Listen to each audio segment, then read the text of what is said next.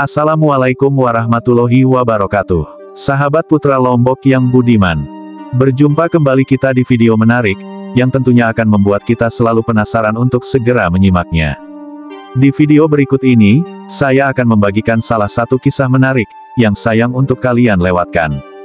Kisah ini bercerita tentang sepasang suami istri, yang hidup di Kerajaan Lombok. Pasangan suami istri ini bernama, Lala Seruni dan Sandubaya. Sandubaya dan Lala Seruni adalah pasangan suami istri di wilayah Kerajaan Lombok di Nusa Tenggara Barat. Lala Seruni mempunyai wajah yang cantik dan rupawan, hingga membuat Raja Lombok ingin merebutnya dari suaminya. Dan bagaimanakah keseruan ceritanya? Mari kita simak bersama-sama sampai selesai.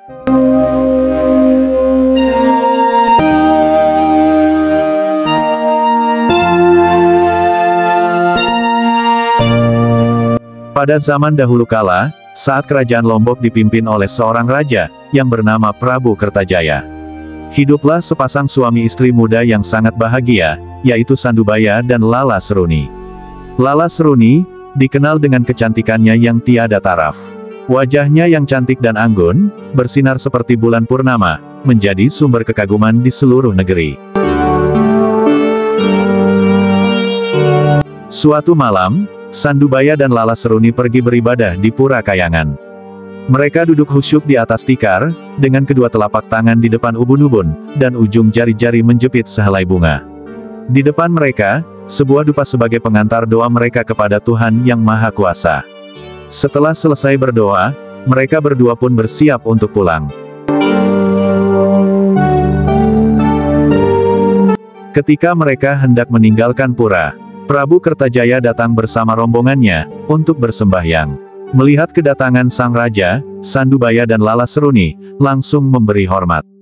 Prabu Kertajaya membalasnya dengan senyuman, dan tatapan penuh kekaguman terhadap Lala Seruni.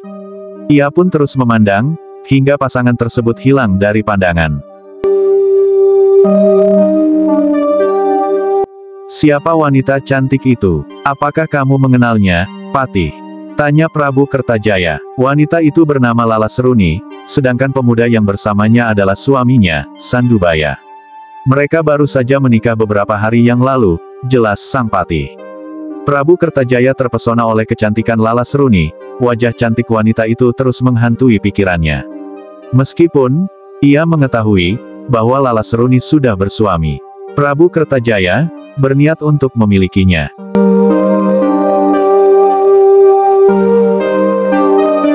Keesokan harinya, Prabu Kertajaya mengutus beberapa prajurit untuk mengajak Sandubaya berburu ke hutan Gebong. Sandubaya dan Lala Seruni pun sangat terkejut melihat kedatangan prajurit kerajaan yang tiba-tiba. Sandubaya, yang sangat taat kepada rajanya, tidak bisa menolak ajakan tersebut.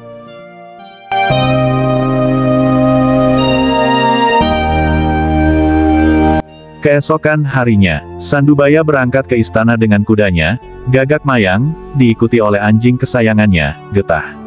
Mereka pun kemudian berangkat berburu ke hutan Gebong. Sandubaya mulai berburu. Namun, saat ia sedang memanah babi hutan, seorang prajurit dari belakang menikamnya dengan tombak. Sandubaya pun terjatuh dan tewas seketika.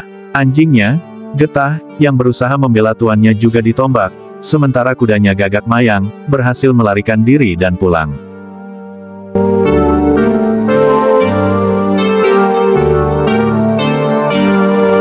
Lala Seruni yang gelisah melihat kudanya pulang sendirian, segera menunggangi kuda tersebut dan menuju hutan Gebong. Di sana, ia menemukan suaminya yang sudah meninggal, dan ia pun sangat berduka. Prabu Kertajaya yang melihat kesempatan itu, pura-pura ikut berduka di hadapan Lala Seruni, dan mengklaim bahwa Sandubaya tewas karena babi hutan.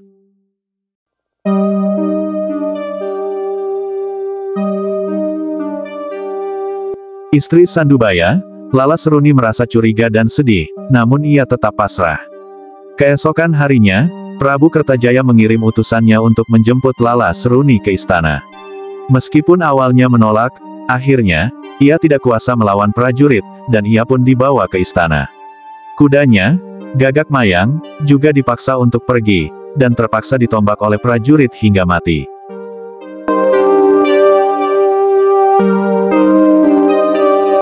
Setibanya di istana, Prabu Kertajaya mencoba membujuk Lala Seruni untuk menikah dengannya.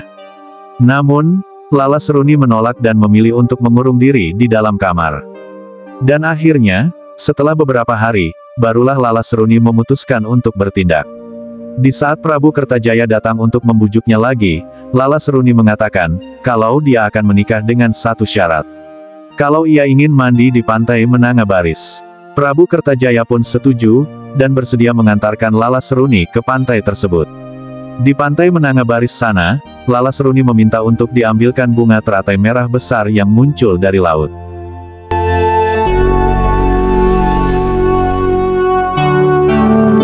Ketika prajurit mencoba untuk memetik bunga teratai merah tersebut, seketika itu juga, mereka diserang oleh ikan-ikan ganas. Prabu Kertajaya pun terluka, ketika mencoba membantu.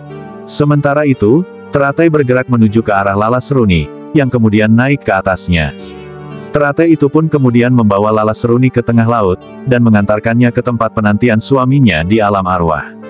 Prabu Kertajaya dan para prajuritnya, hanya bisa tertegun melihat kejadian itu. Dan menurut cerita, Lala Seruni menghilang dan kemudian bertemu dengan suaminya di alam arwah. Mendengar kejadian itu, Demung Brangbantun, yakni kakak dari Sandubaya, sangat marah dengan kelakuan adiknya itu, dan kemudian menyiapkan pasukannya untuk menyerang Prabu Kertajaya.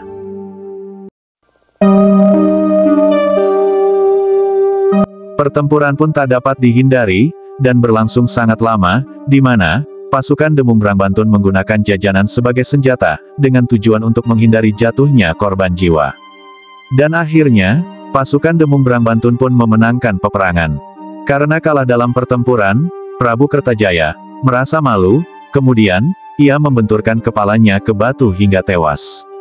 Setelah kematian Prabu Kertajaya, tahta kerajaan Lombok akhirnya dipegang oleh Prabu Rangkasari, yang dikenal sebagai penguasa yang bijaksana dan cinta damai. Ia mengajak Demung Brangbantun berdamai, yang akhirnya, kedamaian pun kembali terjaga di bawah kepemimpinan Prabu Rangkasari, yang adil dan bijaksana.